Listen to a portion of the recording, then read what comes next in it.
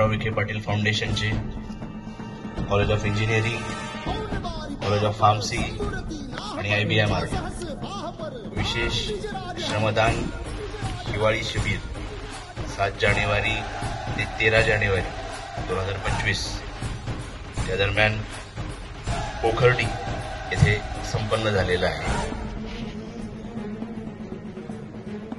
Actually सर्वात मोठं unit NSSचं इंजिनिअरिंगचं आहे. त्याला सपोर्टिंग युनिट फार्मसी आणि IBMRD आहेत.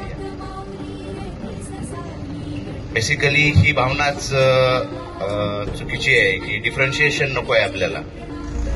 डॉक्टर विठ्ठलराव विखे पाटील फाउंडेशनचे NSS व्हॉलंटियर्स आहात तुम्ही सर्व. इथं हा इंजिनिअरिंग, हा फार्मसी आणि हा IBMRD असं डिफरन्शिएशन नको आहे. कारण की NSS तुम्हाला काय शिकवतंय? एकात्मता. त्यामुळे सुरुवातीला ही गोष्ट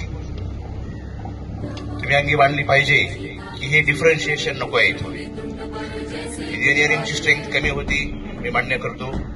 इंजिनिअरिंगचे विद्यार्थी इंटर्नशिप आणि कॅम्पस इंटरव्ह्यू मध्ये आहेत थोडंसं, त्यामुळे त्यांना इकडे येता आलं नाही. पण जे होते त्यांनी व्यवस्थित दिलेली त्यांची जी कामगिरी आहे ती बजावलेली आहे. त्यामुळे एक इथून जाताना घेऊन जा की सर्वजण जे आहेत ते डॉक्टर विठ्ठलराव विखे पाटील फाउंडेशनचे NSS व्हॉलंटियर्स आहेत. तिथं डिफरन्शिएशन नाही आहे. NSS समाजसेवेत डिफरन्शिएशन नसतं. इंजिनिअरिंग, फार्मसी आणि IBMR ही एक गोष्ट या ठिकाणी मी प्रकर्षानं तुम्हाला सांगू इच्छितो. तो एक मुद्दा आहे. पहिल्या दिवशी मी थोडंसं NSS बद्दल बोललो आणि थोडंसं आता एक संवाद तुम्हाला मी NSSच्या बद्दल आपण थोडंसं बोलूया. तर NSS म्हणजे राष्ट्रीय सेवा योजना. याची जी पाळंमुळं आहेत ती नॅशनल एज्युकेशन पॉलिसी 1964, राष्ट्रीय शिक्षण धोरण 1964 यामध्ये सापडतात. भारत स्वतंत्र झाला. भारत स्वतंत्र झाल्यानंतर महात्मा गांधीजींच्या डोक्यात ही संकल्पना वारंवार होती की शिक्षण असं द्यायचं की ते सोशली युजफुल, प्रोडक्टिव्ह असलं पाहिजे. बेसिक एज्युकेशन तर आपण देणारच आहोत, देतोयच. पण महात्मा गांधी असो, पंडित जवाहरलाल नेहरू असो, सरदार वल्लभभाई पटेल असो, यांच्या डोक्यात ही संकल्पना कायम असायची. त्यात महात्मा गांधीजींच्या डोक्यात ही संकल्पना होती की शिक्षण असं दिलं गेलं पाहिजे की ते सोशली युजफुल, प्रोडक्टिव्ह असलं पाहिजे. का तर शिक्षणानं माणूस सोशलाइज बनतो. शिक्षणानं माणसाची हॉलिस्टिक डेव्हलपमेंट होते. हॉलिस्टिक म्हणजे काय? सर्वसमावेशक त्याचा डेव्हलपमेंट होते. तसं शिक्षण भारतीयांना दिलं गेलं पाहिजे असा हट्टहास महात्मा गांधीजींचा. त्यामुळंच 1964 राष्ट्रीय शिक्षण धोरण, नॅशनल एज्युकेशन पॉलिसी 1964ला अशी शिफारस करण्यात आली की तरुणांना समाजसेवेत सामावून घेता येईल या पद्धतीनं कोणती योजना आणता येते का शिक्षणाच्या माध्यमातून ते पहा. म्हणून 1969 साली राष्ट्रीय सेवा योजनेची सुरुवात झाली.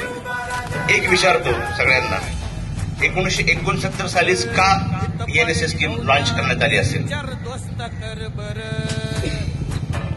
1964च्या एज्युकेशन पॉलिसीमध्ये रिकमेंडेशन दिलं, पण इम्प्लिमेंट करत असताना त्यांनी 1969 साली 24 सप्टेंबर 1969ला NSS स्कीम लॉन्च करण्यात आली.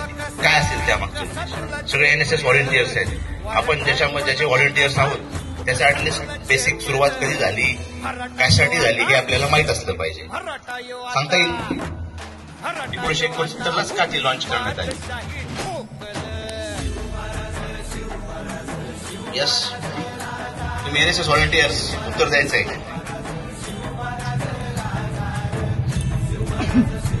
Yes, exactly. हे कळालं पाहिजे. गव्हर्नमेंट कोणती स्कीम लॉन्च करते त्यामागे काहीतरी बेसिक असते, त्यामागे त्यांचा काहीतरी विचार असतो. महात्मा गांधीजींच्या डोक्यात कंटिन्यू हे होतं, तरुणांना सोशली युजफुल प्रोडक्टिव्ह वर्क द्यायचंय, तरुण कसे समाजसेवा करतील त्यासाठी पाहायचंय. त्यामुळं त्या ठिकाणी 1969ला महात्मा गांधीजींचं जन्मशताब्दी वर्ष होतं, त्या अनुषंगानं एनएसएस ही स्कीम लॉन्च करण्यात आली. तर ही एनएसएस स्कीम आहे. उद्दिष्ट आहेत, ऑब्जेक्टिव्ह आहेत. कोणतीही स्कीम ठेवण्यामागे गव्हर्नमेंटचे ऑब्जेक्टिव्ह आहेत. त्यामध्ये मुख्य म्हणजे समाज हा सेंट्रलाइज्ड पोझिशन. समाज सेंट्रलाइज्ड. एनएसएस मध्ये बाकी काही नाहीये. समाज, आपण ज्या समाजात राहतो त्या समाजाला समजून घ्यायचंय. त्या समाजाला समजून घ्यायचंय म्हणजे काय, त्या समाजाच्या गरजा काय आहेत, त्या समाजाच्या समस्या काय आहेत, त्या समजून घ्यायच्या व्यवस्थितपणे. शिक्षणाचा उपयोग व्यावहारिक मार्गातून प्रॅक्टिकल इम्प्लिमेंटेशन करून तुम्ही त्या समाजातले जे प्रश्न आहेत, ज्या अडचणी आहेत, त्या कशा पद्धतीने सॉल्व्ह करू शकाल किंवा सोडवू शकाल हे पाहायचंय. हे त्या मागचं, त्या एनएसएस मागचं उद्दिष्ट आहे. समाजाला समजून घेणे, समाजातल्या अडचणी काय आहेत आणि तुम्ही जे शिक्षण घेतलेलं आहे त्या शिक्षणाच्या माध्यमातून हे जे प्रॉब्लेम्स आहेत समाजाचे, ते प्रॅक्टिकली तुम्ही कसे सोडवू शकाल, हा अप्रोच एनएसएस व्हॉलेंटियर्सचा असला पाहिजे. हे त्या एनएसएसचं मुख्य उद्दिष्ट आहे. आणखी डिझास्टर मॅनेजमेंट. पहिल्या दिवशी मी बोललो, नैसर्गिक आपत्ती येते, ती नैसर्गिक आपत्ती हँडल कशी करायची, ते हँडल करत असताना दुसरे कोणी समोर येत नाही. कोणाला समोर यायचंय? एनएसएस व्हॉलेंटियर्सला समोर यायचंय. का? तर तुम्ही हे जे 7 दिवसांमध्ये जे संस्कार तुमच्यावर झालेले आहेत, त्या संस्काराचा उपयोग त्या ठिकाणी तिथं होतो आणि त्या माध्यमातून नैसर्गिक आपत्तीला तोंड देण्याची तुमची क्षमता वाढते. त्यामुळे डिझास्टर मॅनेजमेंट इफेक्टिव्हली कोण हँडल करू शकत असतील तर ते एनएसएस व्हॉलेंटियर्स आहेत. ही एक बाब आहे. महात्मा गांधीजींना भारत स्वतंत्र झाल्यानंतर महात्मा गांधीजींकडे नेते गेले. पंडित जवाहरलाल नेहरू, सरदार वल्लभभाई पटेल, राजेंद्र प्रसाद दर्डा आणि महात्मा गांधीजींना विचारलं की महात्मा गांधीजी, आम्ही असं काहीतरी आता आपल्याला भारत इंग्रज सोडून गेलेले आहेत आणि आपल्याला आता भारत चालवायचा आहे. भारत चालवायचा कसा, तर आपण त्यासाठी काहीतरी एक विधान तयार करणार आहोत, काहीतरी रूल्स अँड रेग्युलेशन तयार करणार आहोत, ऍडमिनिस्ट्रेटिव्ह फॉर्म्युलेशन्स करणार आहोत. ते कसे करायचे, आम्हाला थोडंसं तुम्ही मार्गदर्शन द्या किंवा मंत्र द्या. तेव्हा महात्मा गांधी एकच गोष्ट बोलली की तुम्ही असं काहीतरी करा. मी त्याच्यामध्ये काही ऍक्च्युअली पार्टिसिपेट होणार नाही. तुम्ही संविधान बनवताय, तुम्ही असं काहीतरी तयार करा की समाजातला जो अतिशय दुर्बल घटक आहे, दुर्लक्षित गेलेला घटक आहे, तो कसा मुख्य प्रवाहामध्ये येईल आणि त्यासाठी तुम्ही काय करू शकाल याची तुम्ही काळजी घेऊन तुम्ही संविधान बनवा. असं तेव्हा महात्मा गांधींनी सांगितलेलं आहे. म्हणजे सेंट्रलला काय आहे, परत समाज. त्यामुळं एनएसएस व्हॉलेंटियर्स साठी समाज हा फार महत्वाचा आहे. 2 गोष्टी आहेत आणखीन मी सांगू इच्छितो. एनएसएसचा जो बिल्ला आहे, एनएसएसचा बिल्ला, त्याच्या संदर्भात आपण पहिल्या दिवशी बोललो होतो. तर तुम्ही सांगायचं एनएसएसचा बिल्ला काय एक्सप्लेन करतो, तो काय आहे ते नेमकं, कुठून घेतलाय.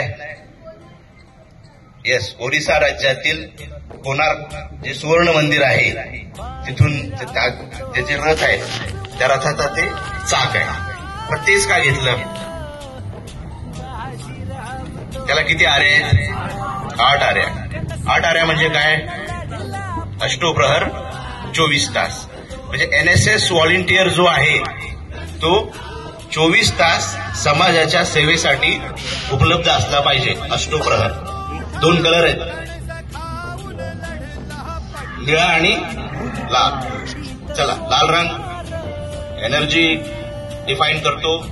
तरुणांमध्ये जी सळसळती एनर्जी आहे ते एनर्जीला डिफाईन करतो आणि निळा रंग आकाशाला डिफाईन करतो.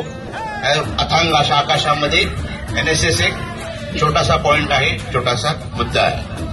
ठीक आहे. आणि आपलं घोषवाक्य काय आहे? Not me but you. काय अर्थ होतो? माझ्यासाठी नाही तर तुमच्यासाठी. म्हणजे दृष्टिकोन, समोरच्याचा दृष्टिकोन समजून घेणे, समोरच्याचा दृष्टिकोन काय आहे ते पाहणे. That is nothing but not me but you. Society